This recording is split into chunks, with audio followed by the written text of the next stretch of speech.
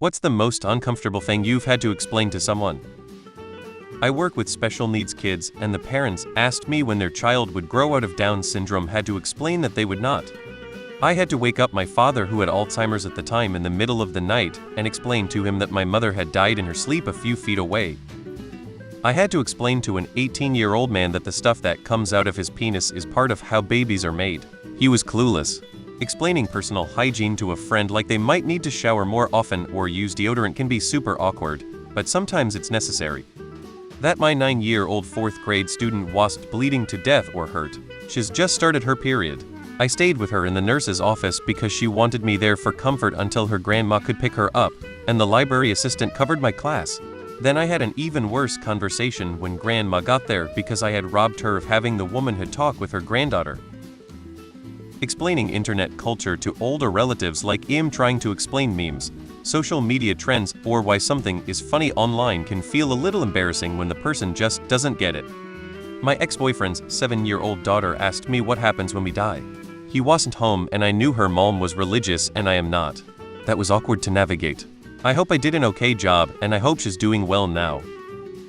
Why they may want to consider using deodorant, given that they serve people food and drinks for a living.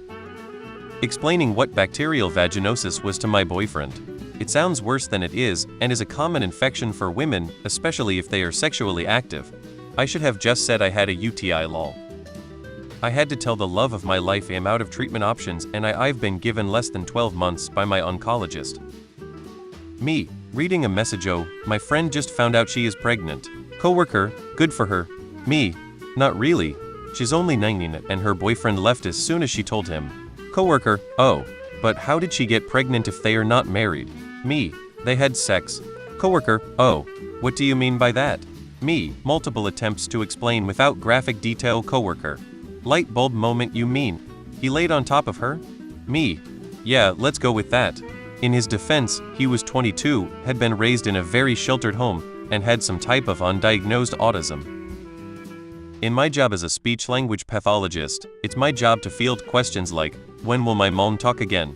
I strive to be as positive about stroke recovery as I can because there is a lot of prognostic optimism to be found in the first year and perhaps beyond, but I also have to balance conversations with tempered expectations, considering what a patient's language loss looked like immediately post-stroke and after the acute rehab phase.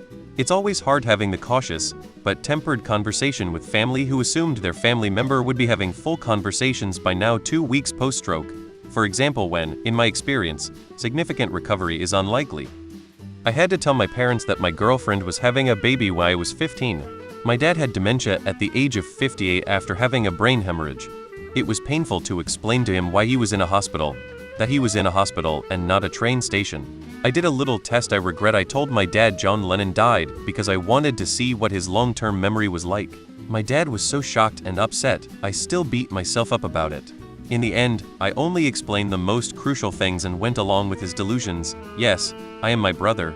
Yes, we will get on the bus soon. We won't be late, we need to wait here in this hospital room. Having to explain my disability to assessors, in details, with examples of how crippled I am by it. The subsequent rounds of eventually successful appeals converted what was an unfortunate and painful experience to one I'm not sure I can manage again. Watching a show with my MIL the other day and someone mentioned pegging and she asked me what that was.